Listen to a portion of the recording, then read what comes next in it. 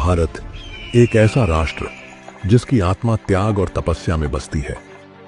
लेकिन हर युग में कुछ जीवन ऐसे होते हैं जो इन मूल्यों को जीकर दिखाते हैं। 17 सितंबर 1950 गुजरात के वडनगर में एक साधारण मेहनतकश परिवार में एक बालक का जन्म हुआ।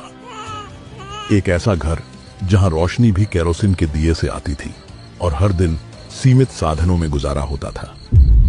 करीब 6 साल की उम्र में वही बालक वडनगर रेलवे स्टेशन पर अपने पिता के साथ चाय बेचने लगा।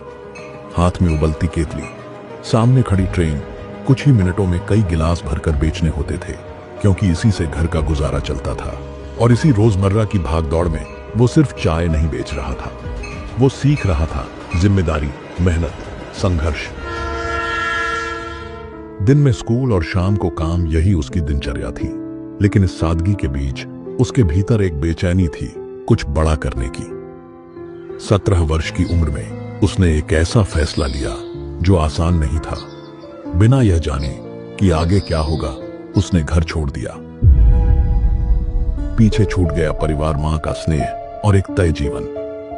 लेकिन उसने एक अलग रास्ता चुना, क्योंकि उसके भीतर एक सवाल था, मैं क्या कर सकता हूं? अगले कई साल वो हिमालय की ओर निकल पड़ा।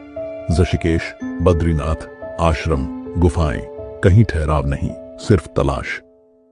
सुबह ब्रह्म मुहूर्त में उठना, ठंडे पानी से स्नान, ध्यान और साधुओं की सेवा, यही उसका जीवन बन गया था।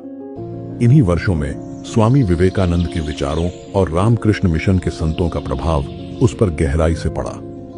बेलूर मठ, अल्मोड़ा और राजकोट जैसे स्थानों पर संतों से हुई मुलाकातों ने उसकी सोच को नई दिशा दी।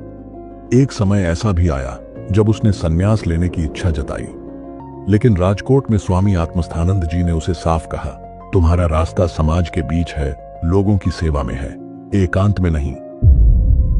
एक बार एक प्राकृतिक आपदा के दौरान वो कई दिनों तक गांव जाकर लोगों की सेवा में जुटा रहा।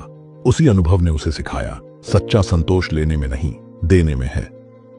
इन अनुभवों और संतों के मार्गदर्शन ने उसके भीतर यह स्पष्ट कर दिया कि जीवन का उद्देश्य खुद के लिए नहीं, बल्कि समाज के लिए जीना है।